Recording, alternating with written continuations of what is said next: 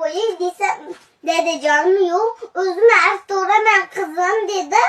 Desa, artib bo'yibdi, top-toza qiling desam, yo'q, ajibuji qilaveraman dedi.